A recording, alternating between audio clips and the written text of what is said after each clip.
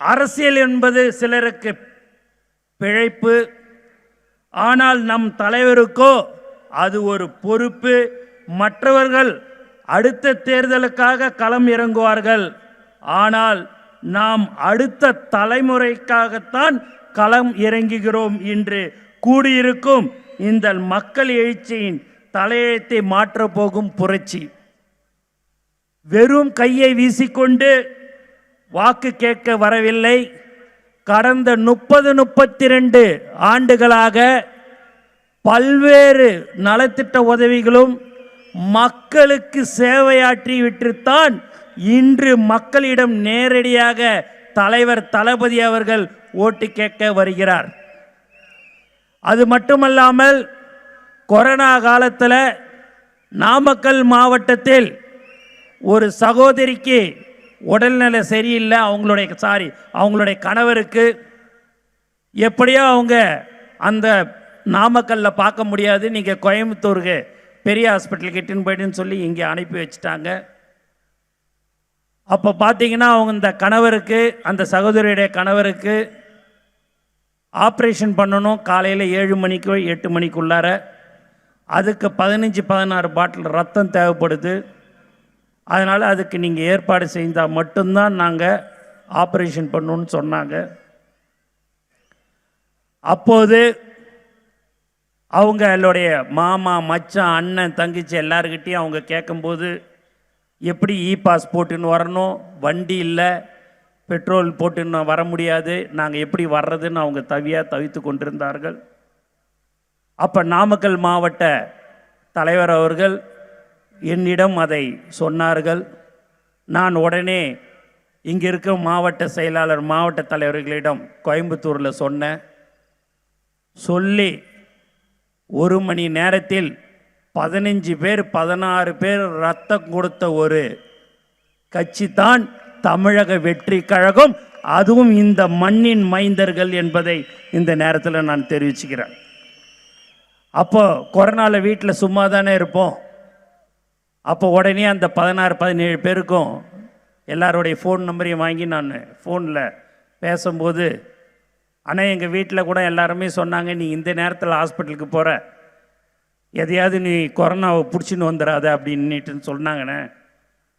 கண்டிப்பாக கொரோனா எங்களை பிடிக்காது, ஏன்னா எங்கள் தலைவர் எங்களை நல்ல வழியில் தான் நடத்தி கொண்டிருக்கிறார். அவருடைய ஒரு சகோதரியுடைய கணவரை உயிரை பிழைக்க வைப்பதற்கு நான் ரத்தம் கொடுத்துட்டு நான் வருகிறேன் அம்மான் என்று சொல்லிவிட்டு நான் வந்தேனே, அதனால் எங்கள் வீட்டிலேயே எங்களை அனுப்பி வச்சாங்கன்னு என்று சொன்னார்கள். அந்த பெருமை இந்த கோவை மாவட்டத்தை சேர்ந்த சகோதரர்களுக்கு இருக்கிறது. உண்மையாகவே அதை நான் இந்த நேரத்தில் நான் பெருமையாகவும் அவர்களுக்கு இந்த நேரத்தில் நான் மீண்டும் நான் நன்றியை தெரிவித்துக் கொள்கிறேன். அந்த நேரத்தில் ரத்தம் கொடுத்து ஒரு உயிரை காபந்து பண்ண ஒரே கட்சி தமிழக வெற்றி கழகம் மட்டும்தான். கோவை மண்டலம் என்பது கோட்டையின் சாவி போன்றது. அந்த சாவியை சரியான தலைமையிடம் ஒப்படைக்க வேண்டிய நேரம் வந்துவிட்டது. யாரெல்லாம் ஒரே முகவரியாக தேடிக்கொண்டிருப்பார்கள், அந்த முகவரி எதிர்கட்சியாக இருந்தாலும் சரி, ஆளுங்கட்சிக்காக இருந்தாலும் சரி, அந்த முகவரி நம்மளுடைய தமிழக வெற்றி கழகம் மட்டும்தான்.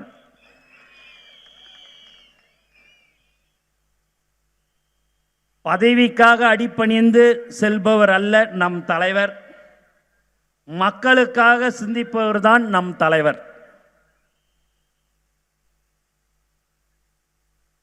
நான் தான் ஒரு பெரிய தலைவருடைய ரசிகர், தொண்டன் அப்படின்னு நான் பெருமையாக நினச்சிருந்தேன். என்னையை தாண்டியே ஒருத்தர் நேற்று பார்த்தீங்கன்னா, நானும் உங்கள் தலைவருடைய ரசிகர் தான் சொல்லி அந்த தோற்றத்திலே வந்திருக்கிறார் தெரிவிச்சுக்கிறேன்.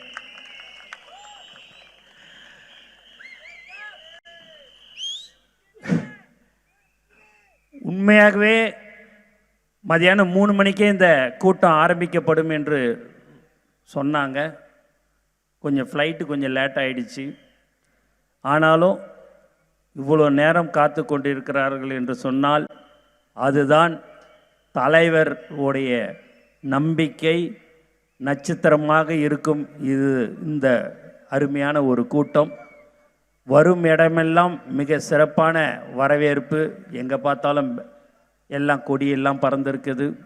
அது எங்களுக்காக அல்ல, இது முழுக்க முழுக்க தலைவர் தளபதிக்காகத்தான் என்பதை இந்த நேரத்தில் நான் தெரிவித்துக் கொள்கிறேன். மேலும் நான் பல்வேறு இடங்களில் சொல்லியிருக்கிறேன், எல்லா இடத்துலையும் ஒரே இடத்துல எல்லா கொடியும் பறக்குது. அதில் நம்ம கொடி ஒரு 2 அடி ஹைட்டில் பறக்குது. பறக்கும்போது எல்லா கட்சிக்காரங்களும் சேர்ந்து அது எப்படி எல்லா கொடியும் ஒரே சமமாக இருக்கும்போது இவங்க கொடி மட்டும் 2 அடி இருக்கலாம், அதை எப்படியாவது எடுக்கணும்னு சொல்லி எல்லாரும் ஒரு 40-50 பேர் ஒன்று கூடினார்கள். அப்போது போலீஸ்லாம் அங்கே வந்துட்டாங்க. நம்மளுடைய சகோதரர்கள் 2 பேர் சின்ன வயசு சேர்ந்த சகோதரர்கள் மோட்டர் சைக்கிளில் வந்து நின்ன உடனே அந்த காவல்துறை அவங்க 2 பேரையும் முதல்ல நீங்கள் போங்க போங்கன்னு சொன்னாங்க. சொல்லும்போது மற்றவங்க எல்லா கட்சிக்காரங்களாம் கேட்டாங்க, என்னங்க தம்மா பசங்க 2 பேர் வந்தானுங்க, அவனுங்களை போன்ற நாங்கள் 1 மணி நேரமாக இங்கே நின்றுன்னு இருக்கிறோன்னு. அப்படி இல்லைப்பா, நீங்கள் எல்லாரும் ஒன்று சேர்ந்து இருக்கிறது 40-50 பேர். அந்த 2 பேரை நான் ஏதாவது இன்னான்னு இப்படி தொட்டேன்னா 1000 பேர் வந்து நிற்பாங்கப்பா, அதனால தான்ப்பா நான் அவங்கள போன்னு சொல்லிட்டேன். ஏன்னா என்னுடைய மேலதிகாரிக்கு நான் பதில் சொல்ல முடியாதுன்னு சொன்னாங்க. ஏன் இதெல்லாம் சொல்கிறேன் அப்படின்னா, உங்களுக்காக எப்போதும் ஒரு பிரச்சனை என்று சொன்னால் தமிழக வெற்றி கழகம் உங்களோடு எப்போதும் இருக்கும் என்பதை இந்த நேரத்தில் நாங்கள் தெரிவித்துக் கொள்கிறோம். அதனால் அந்த கூட்டணி இந்த கூட்டணி 10 பேர் இருக்கிறாங்க 15 பேர் இருக்கிறாங்கன்னு எல்லாம் நீங்கள் கவலைப்பட வேணாம். சிங்கிளாக நீங்கள் தனியாக போய் நம்ம தலைவருடைய அந்த சின்னமான விசில் சின்னத்தோட நம்மளுடைய துண்டை ஷால்வையை போட்டுக்கின்னு நின்னீங்க அப்படின்னா 500 பேருக்கு நீங்கள் சமம் என்பதை இங்கே நான் தெரிவித்துக் கொள்கிறேன். அதனால் எதை பற்றியும் யாரை பற்றியும் நீங்கள் கவலைப்படக்கூடாது. நம்மளுடைய நோக்கம் தலைவர் தளபதி 2026 மே மாதம் முதலமைச்சராக ஆவதற்கு நீங்கள் எல்லோரும் உழைக்க வேண்டும். மக்கள் ஓட்டு போட தயாராகிவிட்டார்கள். நாம் அந்த ஓட்டை அவர்களை யாராக இருந்தாலும் சரி எதை பற்றியும் கவலைப்பட வேண்டாம். பல்வேறு விஷயங்களை எல்லாருமே எதையாவது சொல்லிக்கொண்டே இருப்பார்கள். அதை எதையும் நீங்கள் காதில் வாங்கி கொள்ள வேண்டாம். மக்களிடம் செல்லுங்கள்.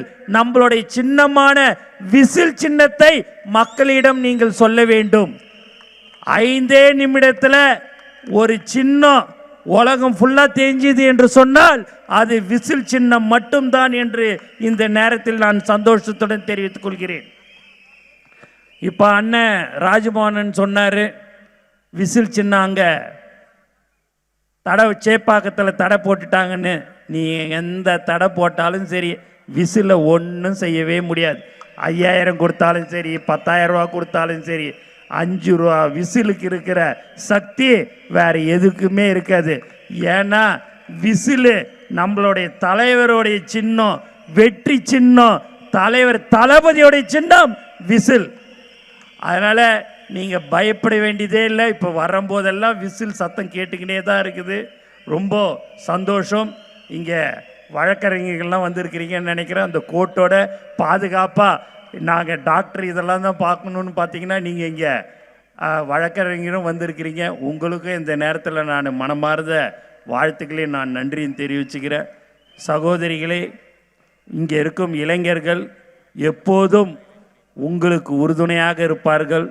இன்னும் 70-75 நாட்களுக்கு கழித்து உங்களுக்கு நாங்கள் பாதுகாப்பாக இருப்போம் என்பதில் எந்தவித சந்தேகமும் இல்லை. ஆகவே கோவை மாவட்டத்தில் இந்த மாதிரியான ஒரு மிக சிறப்பாக இந்த விக்னேஷ் அவர்கள் இப்படியும் பேசுவாரான்னு உண்மையாக நான் நினச்சேன். பயங்கரமாக ராஜ்மோகன் அண்ணன் பிரம்மாண்டமாக பேசுவார். தீய சக்தியை பற்றி நம்ம சொல்லவே வேண்டியதில்லை. அதை நம்ம தேர்தல் மேலாண்மை பொதுச் செயலாளர் ரொம்ப அருமையாக அதை பற்றி பயங்கரமாக பேசுவார். ஆனால் விக்கி இப்படி பேசுவாரான்னுட்டு நான் எதிர்பார்க்கல.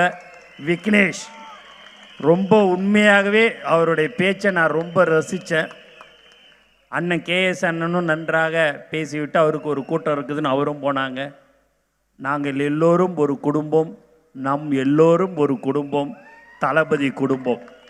ஆகவே நீங்கள் எல்லோரும் 2026 நம்மளுடைய கோயம்புத்தூரில் இருக்கிற அனைத்து சட்டமன்ற தொகுதியிலும் தமிழக வெற்றி கழகத்தின் கோட்டையாக இருக்கும் என்பதில் எந்தவித சந்தேகமும் இல்லை.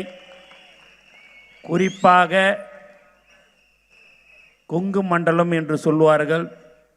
அந்த கொங்கு மண்டலம் இருக்கிற அனைத்து தொகுதியிலையும் நம்மளுடைய கோட்டையாக தமிழக வெற்றி கழகம் இருக்கும் என்பதிலையும் சந்தேகமில்லை. ஆகவே நீங்கள் எல்லோரும் ஒற்றுமையாக இருந்து தலைவர் தளபதி அவர்களை நாம் 2026 முதலமைச்சராக அமர்வதற்குண்டான அனைத்து உழைப்பையும் நாம் கொடுக்க வேண்டும். இன்னும் இருப்பது இவ்வளோ காலம் நம்ம உழைச்சது பெருசல்ல. இன்னும் இருப்பது 60-70 நாட்களில் நாம் உழைத்து தலைவர் அவர்களை 2026 முதலமைச்சராக அமர்த்துவோம் என்று கூறிக்கொண்டு எனக்கு வாய்ப்பு கொடுத்த அனைத்து உள்ளங்களுக்கும் நன்றி கூறி விடைபெறுகிறேன். நன்றி, வணக்கம்.